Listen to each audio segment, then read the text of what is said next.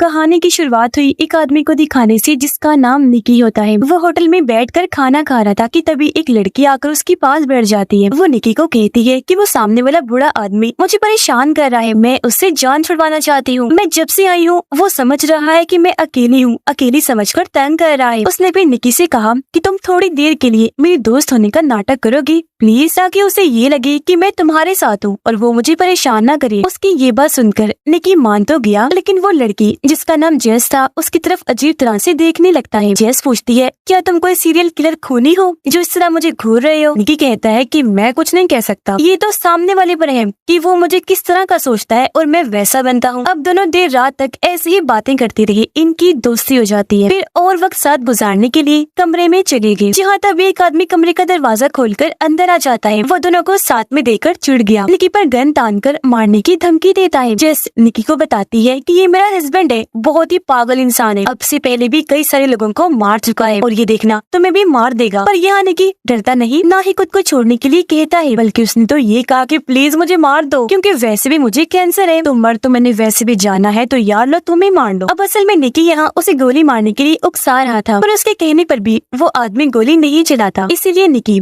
उठ खड़ा हुआ। तब यहाँ जेस अपना मुंह खोलती है, उस आदमी को कहने लगी, अरे बेवकूफ इंसान, इसे कोई कैंसर वैंसर नहीं है, बल्कि वो हमारा प्लान समझ चुका है। असल में निकी को बातों में फंसाना और उसे यहाँ कमरे तक लेकर आना सब जेस और उसकी इस साथी की चाल थी, क्योंकि वो इस तरह ही लोगों को डरा कर अपनी बातों में फंसाकर लूटा करती थी। मगर इस बार उसका ये प्लान फेल हो गया, क्योंकि इस बार उनका सामना अपने से भी बड़े लुटेरे से हो गया, जो इनकी चाल समझ चुका था। जी हाँ, निकी भी काफी बड़ा माहिर लुटेरा था और वो अब चुपचाप वहाँ से निकल जाता है। होटल के कमरे से निकलकर जेस जब जा रही थी तो निकी भी उसके साथ साथ चलने लगता है। वो उसे शराब पीने के लिए ऑफर करता है, क्योंकि जेस भी उससे काफी मुतासिर हुई थी, इसलिए वो उसकी ऑफर मान लेती है। ये दोनों बार में आकर शराब पीने लगे, जहाँ जेस उससे चोरी करने की स्किल्स महारतों के बारे में पूछने लगती है। जेस उसे बताता है कि चोरी लूट मार के इस खेल में सबसे जरूरी चीज है फोकस, यानी किसी काम को करने में हमारी सारी तवज्जो उस तरफ होनी चाहिए। असल में इंसान एक वक्त में कई सारे काम नहीं कर सकता, क्योंकि इस तरह काम खराब ही होते हैं। एक चीज पर फोकस और दूसरों का फोकस अपनी तरफ करना बहुत जरूरी होता है। ये सब बताने के बाद वो जेस के साथ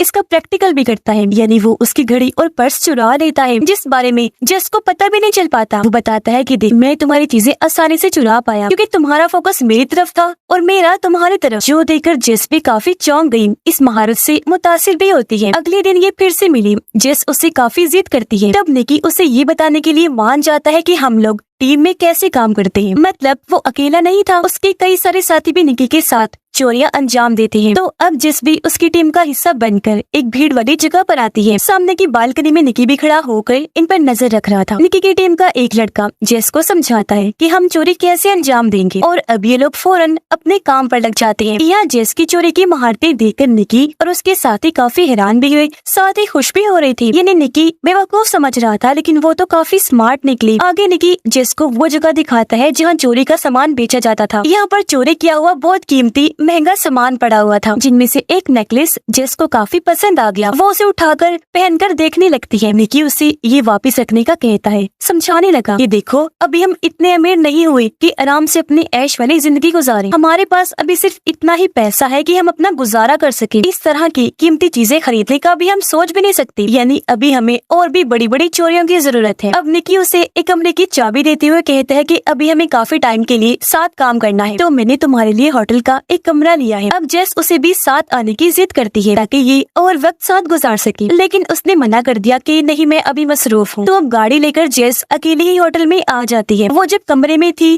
तभी निकी के बारे में ही सोच रही थी। ऐसा लग रहा था जैसे वो उसे पसंद करने लगी हो। और तभी दरवाजे की बेल बजी। जेस ने जब दरवाजा खोला तो वहाँ और कोई नहीं बल्कि निकी था, यानी वो भी खुद को रोक नहीं पाया और ये दोनों साथ वक्त गुजारने लगते हैं। अब अगले दिन जेस एक आदमी से बात कर रही थी जो निकी का दोस्त ही था, उसके साथ काफी वक्त से काम कर रहा था। दोनों बातें कर ही रही थी कि तभी निकी के दोस्त को दौरा पड़ने लगा। वो दर्द से चिल्लाने लगता है। दरअसल ये सभी निकी और उसके साथियों का ही प्लान था। उसकी हालत देखकर लोग घबरा गए और अब जैसे सबका फोकस उसकी तरफ हुआ, ये लोग अपना प्लान अंजाम देने लगते हैं। सब लोगों की कीमती चीजें चुराने लगे। कुछ ही देर बाद निकी एक एम्बुलेंस लेकर वहाँ आ गया। वो अपनी दोस्त और जेस को गाड़ी में बिठा कर वहाँ से निकल जाता है। रात को निकी और उसके सारे साथी चोरी करके पार्टी कर रहे थे। सब बहुत खुश थे। निकी उन्हें बताता है कि इस बार हमने अपना बहुत बड़ा टारगेट हासिल किया है, $1.2 मिलियन का। उसका एक साथी निकी को सारे पैसे देते हुए कहता है कि इन पैसों को संभालने की जिम्मेदारी तुम्हारी है और हाँ, जुएबाजी से दूर रहना। अगले दिन निकी और जेस एक मैच देखने के लिए स्टेडियम में आते हैं। अब जब एक लड़की अपनी सीट से उठकर वहाँ से जाने लगी तो जेस निकी से ये शर्त लगाती है कि इस लड़की को जाते हुए तकरीबन 8 लोग देखेंगे। निकी कहता है कि नहीं, 8 नहीं,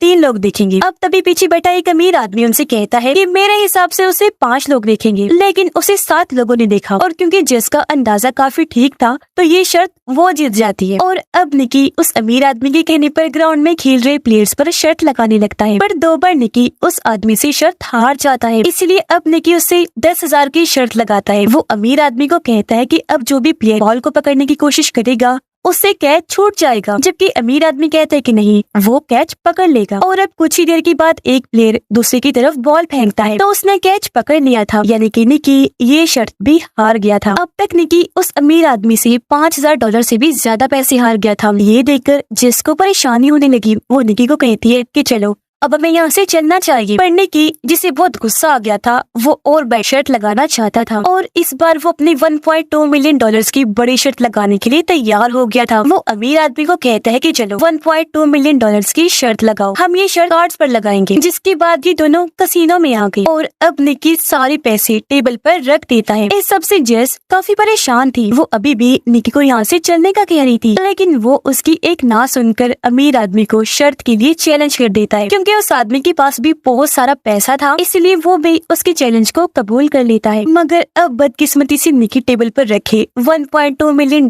भी हार जाता है। अब इन पैसों में निकी के साथियों का भी हिस्सा था, पर क्योंकि सारे पैसे तो जा चुके थे इसलिए जेस की परेशानी बढ़ने लगती है और अब तो निकी भी चुपचाप यहाँ से जाने लगा। तब अमीर आदमी उसे तंज करवा कर कहता है कि भाई, अगर किसी बड़े प्लेयर के साथ खेलोगे तो ऐसा ही होगा। जो सुनकर निकी को गुस्सा आ गया, साथ ही उसे कुछ याद भी आ गया था, इसीलिए वो फिर से अमीर आदमी की तरफ बढ़ने लगा। कहता है कि अब मैं डबल पैसों की शर्त खेलना चाहता हूँ, यानी $2.2 मिलियन की। हैरान कुन बात ये थी कि अभी उसके पास 1 रुपया भी नहीं था, मगर वो फिर भी शर्त लगाने की जिद कर रहा था। निकी अमीर आदमी को कहता है कि तुम ग्राउंड में खेल रहे किसी भी प्लेयर का नंबर नोट करो और मैं ये अंदाजा लगाकर तुम्हें बताऊंगा कि तुमने किस प्लेयर को अपने दिमाग में सोचा है। पर इसके लिए अमीर आदमी ने मना कर दिया। वो कहता है कि मुझे तुम पर यकीन नहीं। निकी कहने लगा कि चलो मैं नहीं, मेरी दोस्त जेस उस प्लेयर के बारे में बता देगी। अब निकी का इतना पागलपन देखकर अमीर आदमी भी मान जाता है, जबकि जेस अभी भी उसे समझाने की कोशिश करने लगती है। स्टेडियम में जाकर अमीर आदमी ने एक प्लेयर का नंबर नोट कर लिया था। तब आकर वो जेस को कहता है कि जाओ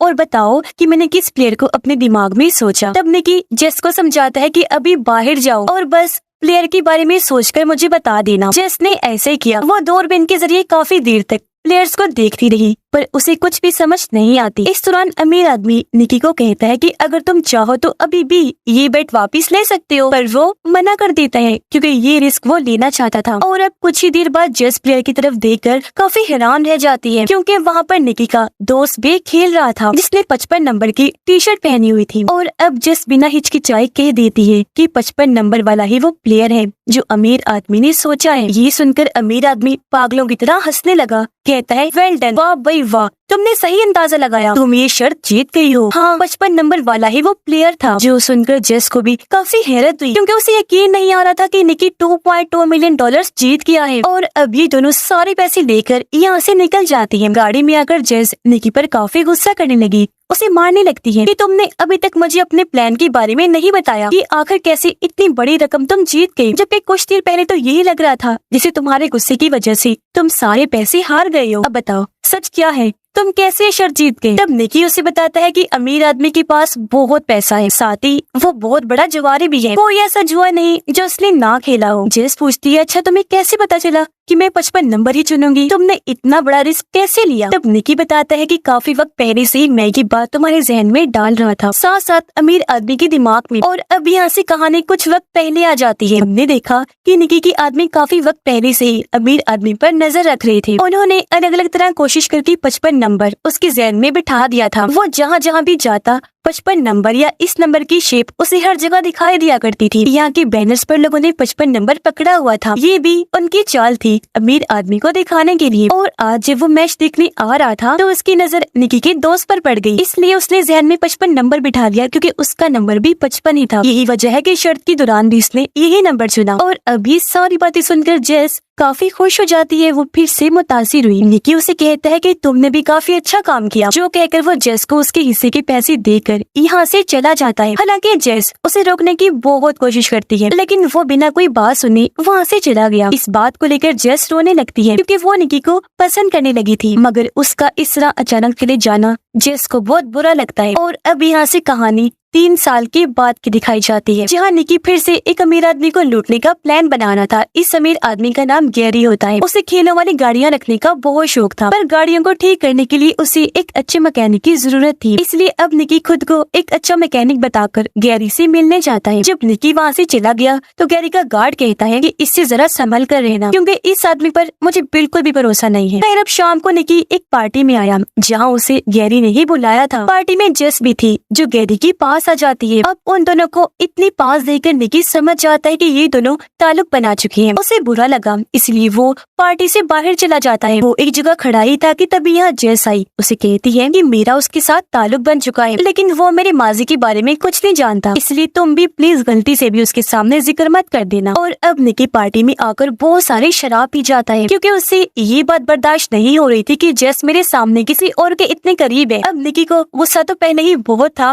ऊपर से उसे शराब का भी खूब नशा चढ़ गया था, इसलिए वो गैरी के मुंह पर जोरदार मुक्का मार देता है। ये देखकर गैरी का गार्ड उसे पकड़ के पार्टी से बाहर निकाल देता है। गैरी उसे जॉब से नहीं निकालता क्योंकि उसे पता था कि उसने ऐसा नशे में किया। वो निकी को माफ कर देता है। अगले दिन गैरी का मैनेजर जब निकी को काम समझा रहा था तो पुल के पास जेस आई, जहाँ गैरी भी लेटा हुआ था। और अब एक बार फिर से उन्हें इतना करीब देखकर निकी जलने लगा। उसका फोकस दोनों की तरफ ही हो जाता है। मैनेजर से मिलने के बाद वो जेस के पास आया। उसे कहता है कि तुम्हें इस तरह के कपड़े पहनकर यहाँ नहीं आना चाहिए था, क्योंकि यहाँ कुछ लोग तुम्हें अजीब तरह से देख रहे हैं, जो बात मुझे बिल्कुल पसंद नहीं आ रही। पर जेस उसकी बातों को नजरअंदाज करके वहाँ से चली जाती है। अगले दिन निकी और जेस एक अलग जगह पर मिले। यहाँ जेस 3 साल पहले होने वाले उस वाकये के बारे में पूछती है, क्योंकि वो ये जानना चाह रही थी कि उस दिन वो जेस को अचानक छोड़कर क्यों चला गया। तब निकी उसे समझाने की या कहें कि अपनी बातों में फंसाने की फिर से कोशिश करता है, लेकिन वो उसकी बात नहीं सुनती क्योंकि बहुत नाराज थी। इसलिए अब निकी अपने दोस्त के जरिए ही जेस को मनाने की कोशिश करता है, क्योंकि वो जेस का भी काफी अच्छा दोस्त बन गया था। निकी अपने दोस्त के जरिए जेस के पास वही नेकलेस गिफ्ट भेजता है जो उसने चोरी के सामान वाली जगह पर देखा था। इसलिए अब वो अपने इस दोस्त के कहने पर निकी से मिलने के लिए राजी हो जाती है। फिर जब दोनों मिले तो निकी की बातों से जेस समझ जाती है कि वो फिर से मेरे साथ ताल्लुक बनाना चाहता है, पर जेस ने मना कर दिया। वो कहती है कि अब की बार में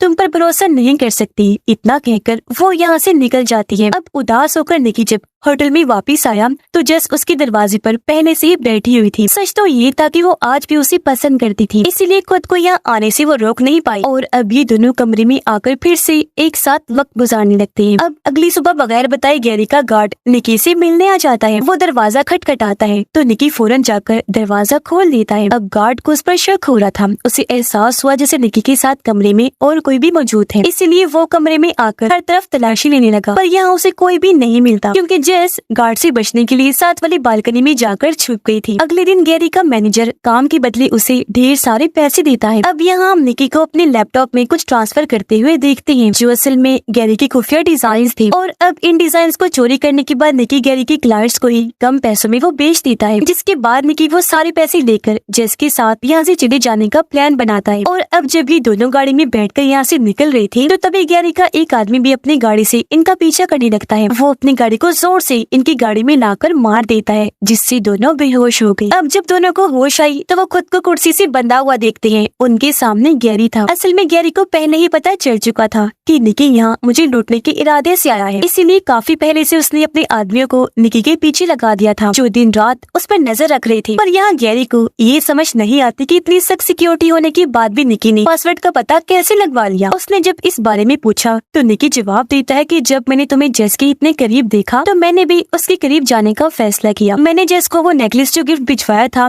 उसमें एक खुफिया चिप लगा दी थी और जब जेस तुम्हारे कमरे में आई तो चिप के लैपटॉप के पास आने पर मुझे तुम्हारे लैपटॉप की एक्सेस मिल गई, यानी अब मैं तुम्हारे लैपटॉप के साथ कुछ भी कर सकता था और इसी तरीके से मुझे तुम्हारे पासवर्ड का पता चला। लेकिन हाँ, जेस को इस बारे में कोई आइडिया नहीं था, बल्कि मैंने एक बार फिर प्यार का नाटक करके उसे बेवकूफ बनाया। ये सुनकर गैरी और उसका गार्ड जोर जोर से हंसने लगते हैं और अब तभी गैरी जेस के मुंह से टेप हटाता है तो वो भी अपना मुंह खोलती है कि मेरे और गैरी के बीच कभी कोई ताल्लुक था ही नहीं, यानी वो भी उसे लूटने के इरादे से ही आई थी, जिस बारे में गैरी को पता लग गया था। असल में जब जेस गैरी की पार्टी में आई तो उसने वहाँ निकी को देख लिया था, इसलिए वो जानबूझकर गैरी के पास जाने लगी ताकि उसे यही लगे कि वो दोनों ताल्लुक में हैं, जबकि असल में तो ऐसा कुछ भी नहीं था। अब यहाँ जेस निकी से ये कहकर झगड़ा करने लगती है कि तुम एक झूठे धोखेबाज इंसान हो, तुम कभी भी सच नहीं बोलते, तुम्हारी हरकतों की वजह से देखो अब हम मरने वाले हैं। पर उसकी एक ना सुनकर निकी गैरी को एक और कहानी सुनाने लगता है, जिस पर गैरी का गार्ड निकी को गोली मार देता है, ये कहकर कि अब हम इसका एक और झूठ नहीं सुन सकते। जिसके बाद वो गार्ड जेस पर भी गोली चलाने के लिए आगे बढ़ता है। तब गैरी उसे ये कहकर रोक देता है कि मैं यहाँ पुलिस का कोई तमाशा बनाना नहीं चाहता, रुक जाओ जरा, और हाँ, अब से इस मामले को तुम ही संभालोगे। जो कहकर वो यहाँ से चला गया। निकी जख्मी था